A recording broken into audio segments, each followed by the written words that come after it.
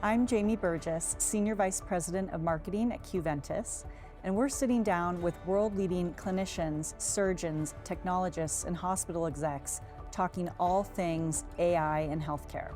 I'm joined by Mudit Garg, CEO and co-founder of Qventus. Mudit, thank you for being here. Thank you for having me. So I want to talk about our recently announced AI operational assistants. Can you tell me what they are? Yeah, I mean, if you look at in healthcare, we have some of the best clinicians in the world, but they are faced with so much grunt work every day, calling people, chasing faxes. These AI operational assistants take all of that grunt work off of our clinicians, our staff in the health system, so they can care for the patients. Talk to me a little bit more about the problems that these assistants can solve for the frontline care workers as well as the hospitals. So oftentimes what we find is there are many things that there are roles in health systems doing, like calling in a doctor's office to find the patient's cardiac clearance, or waiting for a fax to come in to see if that patient's echo looks normal or not, or trying to make sure that after the patient was discharged, they feel good about their pain recovery. Those are the kinds of things that are oftentimes tasks that get either left behind or there's not enough time to do. These assistants can read faxes, send faxes, read emails, send texts, hyper-personalized to the patient's instructions that you wanted to give to them, call the doctor's offices, do all of that kind of work on your behalf. It sounds like there's a myriad of use cases. I know we're testing some of those with our innovation cohort partners today. Can you share one or two specific use cases that you're super excited about? Yeah, one of the first areas we were looking at is around pre-surgical coordination. So right before the patient has surgery, you want to make sure they are safe to undergo anesthesia.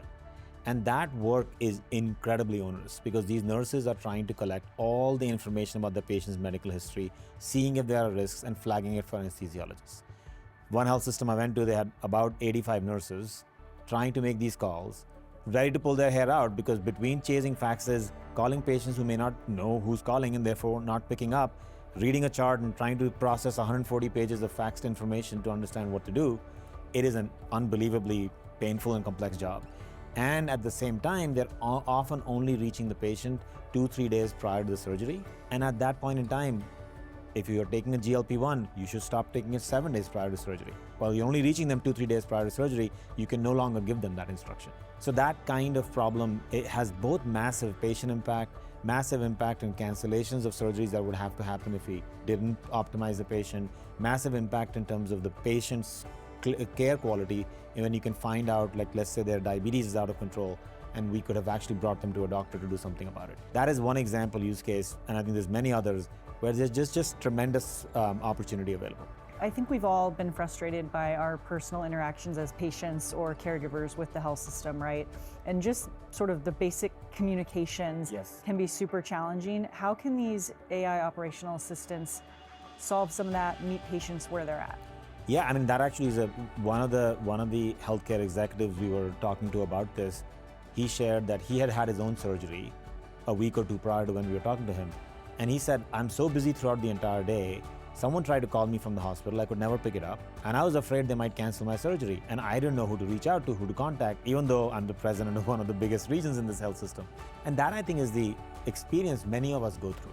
And so one of the pieces that the AI operational assistants do, they are available 24/7.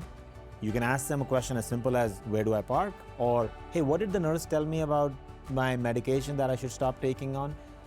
They can reach you on text. They can talk to you in 25 different languages. They can, if you halfway through the conversation, you're like, let me just pick up the phone and call.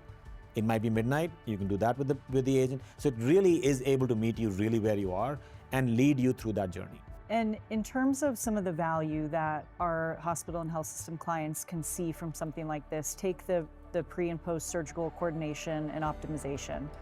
What are the sorts of results that they're hoping to see and that will deliver? There's 3 big areas for them. I think one is when patients don't get optimized and don't get reached enough time in advance, that leads to cancellations. The cancellations that happen in the last 2 days, 1 day before surgery, that is capacity where you had a care team, a surgeon, the patient, everyone ready, yet we will not be able to operate on that patient. That is a really expensive resource that went waste because some other patient is now waiting to get that surgery done. That is one big lever they want to reduce. So the cancellations are happening in the last 72 hours of surgery. Second is you have these amazing resources, these clinical resources that can do a really good job of assessing the patient. But 70-75% of the time is spent on chasing calls, chasing faxes, and all of that stuff. And they are only therefore able to take a portion of those patients and assess them. Being able to take the entirety of the procedural patients that are coming through the health system and having these nurses be able to take care of them is the second big area that they're looking at. And the third is oftentimes health systems have amazing programs. They might have an amazing program for optimizing your diabetes care. But if you don't find out that that patient could have benefited from it till very late, A, that patient's surgical recovery will be poorer, and B, you're not able to enroll them in a program like that. So how do you take those programs that you have for the patient and match them with the patient when they need that? Increase utilization of those services that you already have. And so tell me, why is Qventus uniquely positioned to deliver these operational assistants? Yeah, I mean, I think one of the things in these AI operational assistants, you can often get excited about a pinpoint task that they might do. Oh, they can make a phone call, or oh, they can read a fax. And that is interesting. But if you think about, an assistant in real life, a real life assistant is only really valuable when they know you, when they understand you, when they're able to anticipate your needs and do the work for you. That is one of the reasons we are uniquely positioned. We've spent the last 10 years building models that can take data from the EHR. We can predict what might happen. We can anticipate the constraints you have, but now also take the action that you want to take. And I think that is the difference of an assistant that can just do a task versus one who understands and knows you. Understands all of the context, and yeah, Exactly. That's interesting. So moving away from the AI operational assistants, a topic that I've heard you speak about that I can tell you're very passionate about is the reliability of healthcare. Yeah. And you have an interesting analogy I've heard you give around like Amazon packages. Sure. And how we know we can count on those. Can you kind of walk me through that analogy? Yeah, I mean, I think there's a couple of aspects of that I see are really interesting. We were just talking about the fact that how can you have personalization at scale? If you look at my Amazon and your Amazon, when you log in, they look very different. But that is because they know you, they know me, they know my buying patterns, they know your buying patterns. So that's one big piece of personalizing it. But similarly, if you think of how that is then applied operationally to drive reliability, you know that Amazon uses the same FedEx, the same UPS as everyone else does to deliver packages. But we have a kind of confidence that that package is coming on time.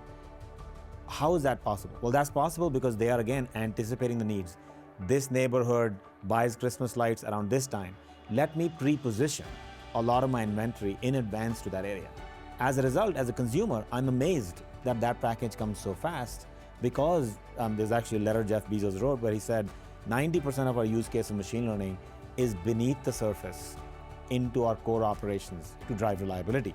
And I think that is the opportunity here as well, where when a patient knows they can trust the word of what a health system or a health system employee says they'll do will actually happen, it allows for so much better of a care experience. So bringing the Amazon quality experiences to healthcare. Absolutely, yeah. Sounds great to me. Well, thank you, Mudit. Thank you.